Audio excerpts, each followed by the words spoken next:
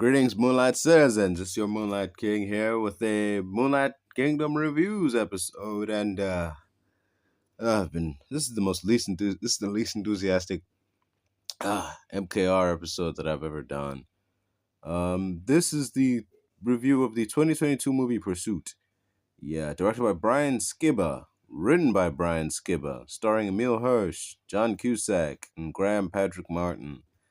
Made a box office of about $13,000, and when you hear what this movie is about and what happens in it, then you won't be surprised it came off so cheap. Surprised it made any money, but anyway, let's get into it. Anyway, y'all, this story is man. When I first watched this way back in 2022, I thought it was about Emile Hirsch getting revenge on people who killed his wife. But on a second watch, it turns out that it was his wife was alive, and he's like trying to get her back. He seemed. I mean, okay, sidetrack here, but Emile Hirsch, man, he seemed like he was destined for great things. The fact that he's in this movie proves that didn't work out. But he seemed to be on the cusp of greatness, man, a decade ago, man. He was like the lead in Speed Racer, man, and it seemed like that would be the film that launched his career to superstardom, man. Like that would be the film that made him, but it would be his Raging Bull. But when it underperformed, it had the opposite effect. Rather than being like, okay, the movie was bad, but damn, he was great. It like shit canned his whole career trajectory into like made him an instant supporting actor. Like suddenly he wasn't in the A-list anymore. He was nowhere near like B-list territory. He wasn't headlining movies. He was a side character, not even a secondary side character. He was a tertiary side character, like almost overnight. I don't understand what happening. Like, sure, he was a supporting actor role, but he was great in those roles. Like he was turning up in movies like Once Upon a Time in Hollywood. Yet, despite all that, he kept showing up in these straight to DVD, generically titled action movies like this. And it's kind of sad to see what could have been a promising career just go down into this toilet bowl kind of film. Anyway, when I first saw this movie, I didn't finish it. I didn't. I as much as I like. I mean, as much as I liked Emile Hirsch and Speed Racer, as much as it has some rewatchability to it, this don't got that. This movie, I didn't finish the movie the first time around because this protagonist is so damn unlikable. I'm not exaggerating. He's an asshole the whole movie. I mean, if you looked at him, you'd tell, man, this guy looks like a scumbag. But man, he's grieving his wife. He's going through a lot. And then you find out his wife has been gone for a while. And it's like, damn, man, so you just a jerk the whole movie just cause? Like, whatever, man. I'd never quit a movie before until this one. But by the time I got to like the 1 hour, 20-minute mark, man, I said, screw this. I'm out of here. This isn't worth it, man. Like, I didn't even want to review it. I was just watching it because there was nothing else going on. I was like, man, this ain't worth it, man. I'm not finishing this crap. You do not deserve me. You do not deserve the right to reach this conclusion with me watching, man. I'm out of here. I'm out of this. This movie is unwatchable because of the main character. Like, you're the main character, man. I'm supposed to like you. I'm supposed to want you to succeed. Not hope the bad guys get you. Damn. Anyway, I generally did not watch this. I saw this in 2022, but like I generally just put it away and didn't watch for like 2 whole years till like found it again in 24. Like 2024, I was looking through like files and I'm like, damn, I still have this. Can't believe this, man. I still have this movie. Did I ever finish this crap? Then I was watching the first couple minutes and I'm like, hell no, I'm not watching all this again. Jump straight to like where I ended off, and I'm like, okay, I'll keep watching from there. I guess the rest will draw from memory, but whatever. John Cusack is in this movie. He plays his part pretty well, even though you can tell he's just collecting a check, man. He's just here collecting a check, and he phoning it in. You don't know how much he's phoning it in? This scene was filmed at his house, like, and his character for most of the movie is just like walking around. It's like he's cooking most of the movie. He's cooking pizza or cooking steak or just walking around answering phone calls. He doesn't really get involved in the action. Not only that, but he's got this distraction on his head, man. Like, his hair is so black, man. He's got like what appears to be a metric ton of shoe polish in his hair. His hair is too black. Too damn black. Like he's part Indian levels of black, man. Like he's like you'd swear he was Chinese with how black his hair was getting, man. Like, damn, even in his younger days, his hair was never this black. But damn, it's too weird seeing his hair, like seeing how old this dude is and seeing his hair be that black at this age. Like, nah, man, get that shoe polish out of your head, man. It's distracting. It's distracting me from you phoning it in. Like, come on, man. Shit. Anyway, another thing, Graham Patrick Martin is also in this movie. If you don't know who's Graham Patrick Martin, he was on Major Case as Rusty. He was also in Two and a Half Men as Jake's friend Eldridge. And I, I mean, he plays his role. He's, I mean, damn, dude, he's a likable character, and that's saying something. Like, he's one of the bad guys. He's like the secondary. He's like a secondary villain almost. And the thing is, the secondary villain is more likable than the hero. That's saying something. When the main villain is more likable than the hero, that's saying something. And it's not saying anything good. Damn, man. Like, this is, like Graham Patrick Martin has had, well, he's had a career. I could say, like, man, he's had a kind of an interesting career. Like, he's had a career. I mean, quite a career. Like, he was on Major Crimes. He was on Two and a Half Men. And now he's in this. He's doing a movie like this, like the straight to DVD stuff. Like, now he does get the odd like TV role here and there, but like the fact that he's in this says a lot. But the fact that he's in this to play like the gay guy, like, thing is, he's not like a movie gay guy, like a generic gay guy or a source of comedy or whatever. But like he's like him being him being homosexual in this movie is actively used against him, which I don't think that's what the message the movie wants to be sending. But whatever. Um, so his character in this movie, his character is this: he's gay and he has a boyfriend, and and those two facts are being used against him. So, but yeah, I saw the guy who's playing the boyfriend of Graham Patrick Martin in his character in this movie, and I was just wondering, like, is this the best guy you could find around here? He doesn't even look like an actor, man. He looks like a random extra that you were just like, hey, well, we can't find anybody to play the boyfriend. So like, hey, you sound guy, come over here. Like, can you like pretend to be the boyfriend? Like, just sit next to like the guy playing his boyfriend looks way older than him, and like he looks like he looks more like a sugar daddy, but that can't be the case because like the Grandpa Patrick character comes from a rich family, so it makes no sense that. But yeah, like it's like I don't know. It's like, he looks like some random dude. They went to him like, here's some extra cash. Play the gay guy's lover. You don't have to do any gay stuff. You just need to, show up, look scared when they threaten you, and then exit, never to be seen again.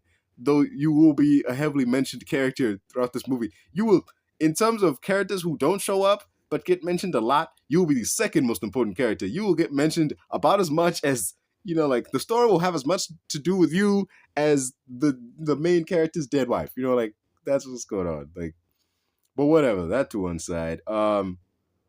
This film has this homoerotic torture scene between Emile Hirsch and Graham Patrick Martin. And okay, before I get into that, like, damn, before I get into what goes on in this film, damn, Emile Hirsch is hairy as hell, man. Like, damn, dude, what the hell? Shave something, man. Why are you out here looking like Rocket Raccoon or some shit? Like, what's with all this fuzz you got? It's not even fuzz. The dude got a beard on his chest and goatees coming out of his armpits. That's the only way I can describe that. But all that to one side, the scene's barely started, and like him and Graham Patrick Martin are both like really sweaty for some reason. He's practically glistening, yet he hasn't done anything yet. He just walks up to him, and like the other henchman is like filming the whole torture thing. Is like, my dad likes to watch. And that's why I'm like, this got like some weird like porno vibes to it. Because like, he's barely got anything on. He's like in his underwear. He's got like galoshes and a leather apron. That's it. He's got like the cooking gloves on, no, cleaning gloves on. It's weird. Like he just walks up to like Emile Hirsch, who's also in his underwear, and he's like, my father likes to watch. Like, watch what? Like, are you going torture this dude, or are you gonna screw him? Like, it gets weird. Like the way you said that, like just and how close you got to his face. Like, also when he is torturing him, he's got this really awkward look on his face. Like he doesn't want to be doing this, but he knows like he's got to, so he's doing it anyway. Or like, weirdly enough, weirdly enough, what he's doing is turning him on, but he don't want it to come across like it's turning him on. But like, what the? It just his face looks weird. This scene is weird. It's funny, but it's not trying to be. Like also his method of torture is really weird because he grossly sexual because he stabs him.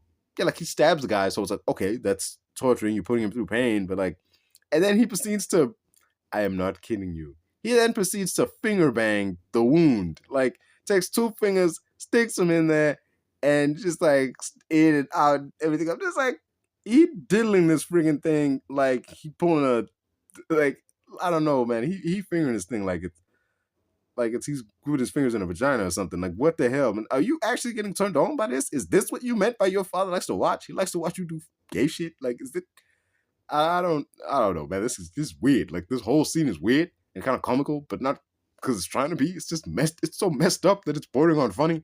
But yeah, man, this looks like something out of the smut film or some, I don't know, some nonsense playing in that 8mm movie by Nick Cage. You know, like something, I don't know. It looks like something that would play out of there. Like if he was into like the more freaky stuff, like that doesn't end with people there. But anyway, all that's missing is like the slow important music, especially at the end where they all end up in a barely dressed sweaty heap on top of one another. Like, for real, watch this scene and then play like the beginning of Never Never Gonna Give You Up, and suddenly it's different. Like, dude walks up and goes like, my father likes to watch. Next thing you know, oh baby. Like, just what the, this whole scene would change, man. Suddenly it'd get really weird. Or just play like the sexual chocolate theme. Yeah. Like just walking up, like him sticking his finger in there, it's like, sexual chocolate. What the? It's messed up. But damn, this is the high spot of the whole movie, man. I'm not joking. This is the high spot of the entire damn film. It's the most interesting thing to happen in the whole movie. The rest is generic action movie slot, man. For instance, well, you can tell this movie doesn't have a lot going on, so it cribs from other movies. Like in this one scene where someone punches a hole through a door, like Anton Chigurh in No Country for Old Men, and then what is clearly it's like No Country for Old Men, but dumber. Then what is clearly a Beretta comes through the hole in the door, and he fires it. But when it fires, it's machine gun fire. You even hear the brr, brr, brr. So it's like, what the? I can clearly see that as a handgun. And then when he comes in, it's a handgun he's got in his hand. Yet he's firing it like it's a machine gun. Like, what the? Whatever, man. So, yeah, the person they went to hit got hit with the handgun, machine gun, whatever. And then he throws a grenade, and it blows the whole place up in like this huge explosion. And I'm just up thinking, well, if you had the grenade the whole time, why didn't you just lob a grenade through the window and then walk away? Like, let it do the big thing. Let the big explosion just happen on its own. Why are you wasting bullets? Damn. And the porno vibes don't stop there. In case you thought like, oh, the weird stuff was over, the porno vibes don't stop there. Well, no. Just because the torture scene ended doesn't mean that they stop there, because we cut back to the place after, Emile Hirsch's character escaped, and he's like slaughtered all those guards in his underwear.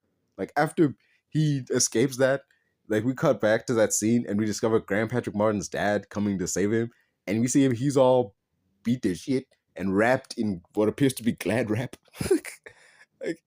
What is like it's not even like plastic wrap like they would use to wrap bodies. He looks like he's wrapped in sandwich wrap, and he's supposed to be covered in blood, like to show like Emile Hirsch's character beat him up, before he left. But like he just looks like barbecue sauce. Like the color's all wrong. It looks like they just slathered him in barbecue sauce. Like so you get a bit like a half naked Graham Patrick Martin hanging upside down, wrapped in sandwich wrap and covered in barbecue sauce. Like you just know someone got off to this. Like no way, people get off on anything. Somebody got off to this. Like damn. Like I don't know. The director yelled cut and said like, okay, let's go get somebody to cut him down. And then one of the studio hands was like, last. Gotcha, I want you. Like that was some nonsense, man. I'm trying to make chicken sit out of this movie's chicken crap. Like, no, I'm trying to make salad out of this.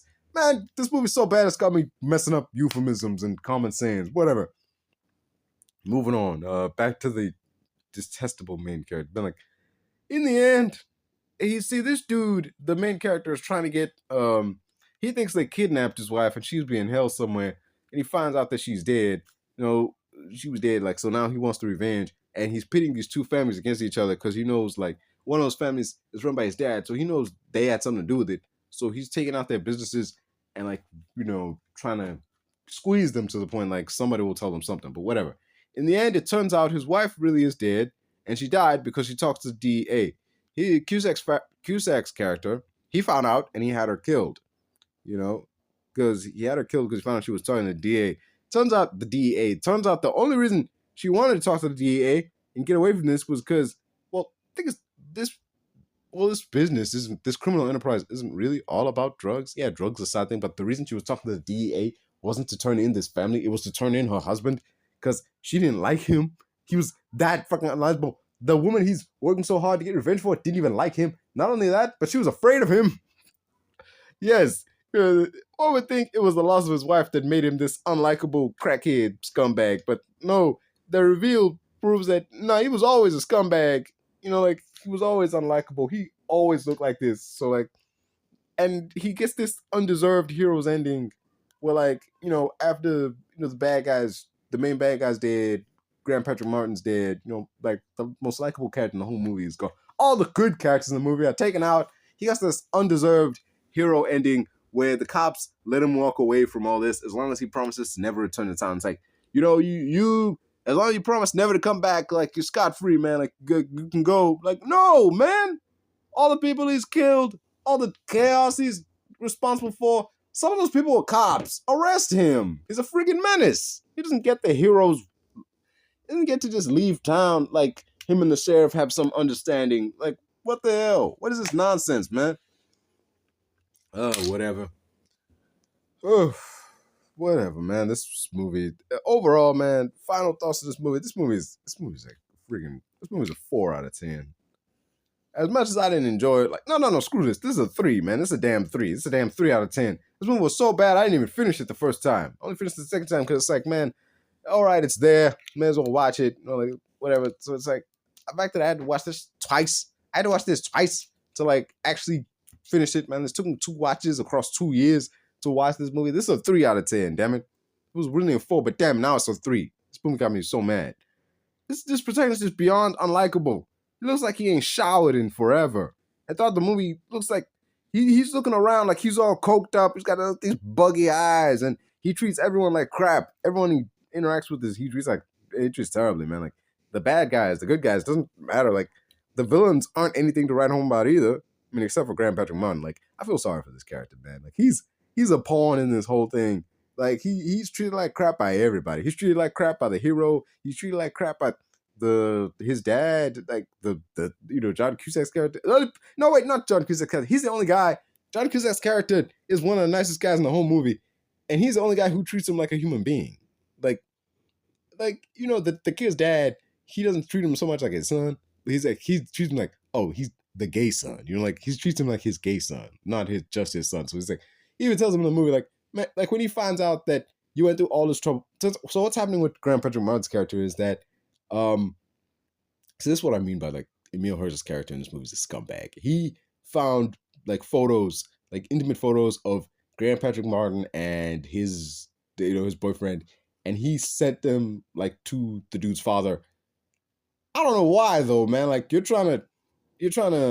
attacking these people's businesses to like get them, to want to, I don't know, so you can find out who killed the wife. What does, outing this dude to his dad accomplish, man? Like it just makes you a jerk. Like you're just a dick. That's why I'm like this hero's so unlikable. Like he's a dick for no reason. Like what's he doing this for? Like this serves no purpose other than to like out this dude. And he like, this ain't right. Like even the bad guys are like, even John Cusack is like, yeah, that wasn't right. Like it was messed up what he did. Like, what happens between you and your man, like that's your business. It's not right that he sent that stuff to your dad.